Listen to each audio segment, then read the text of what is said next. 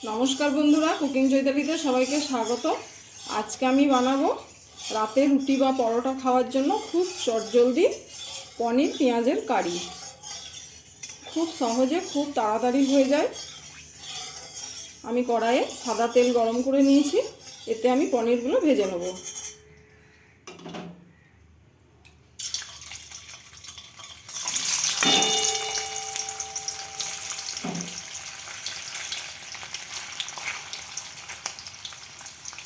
পনিরগুলো আমার ভাজা হয়ে গেছে, এগুলো আমি তুলে নেব।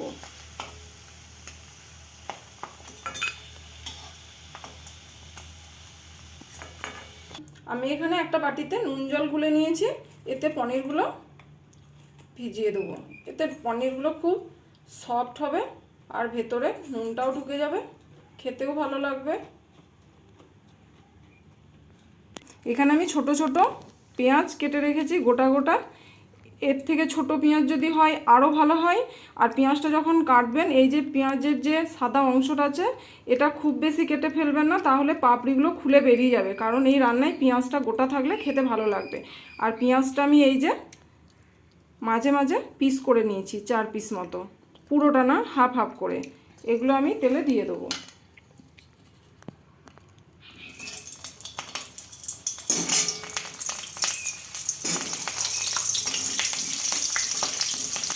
আর দেবো কয়েকটা গোটা রসুন ছাড়ানো, দুটো গোটা কাঁচা লঙ্কা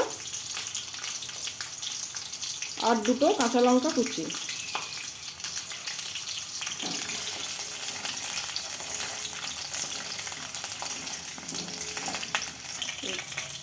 এখানে আমি 4-5 কোয়া রসুন থেতো করে নিয়েছি, এটাও এর মধ্যে দিয়ে দেবো। আর আমি হাফ ক্যাপসিকাম এরকম ভাব কেটে রেখেছি।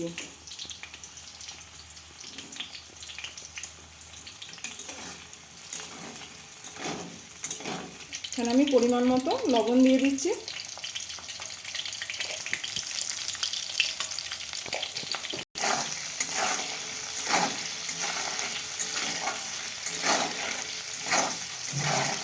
এখানে আমি দুটো গোটা টমেটো গ্রেটারের সাহায্যে গ্রেট করে নিয়েছি।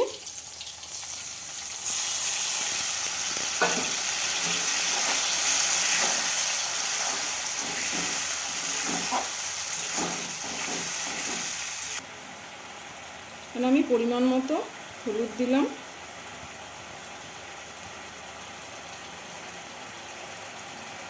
সামান্য জিরে গুঁড়ো, কালারের জন্য কাশ্মীরি রেড চিলি পাউডার। আর এখানে যেহেতু দুটো টমেটো দিয়েছি তাই একটু টক ভাব থাকবে, তার জন্য আমি একটু চিনি দিলাম।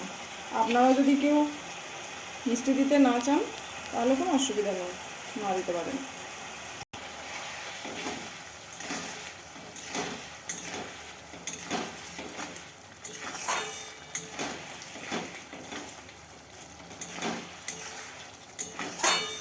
খুব ভালো করে কষিয়ে নেব।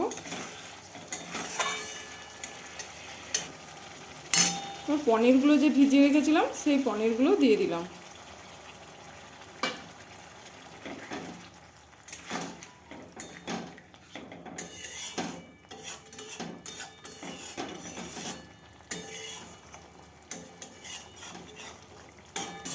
রান্নাটা আমার হয়ে গেছে। নামাবার আগে একটু ধনেপাতা কুচি দিয়ে দিলাম।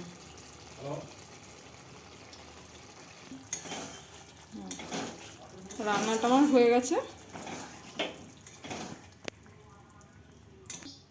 আমার তৈরি করা হয়ে গেছে পনির পেঁয়াজের কারি।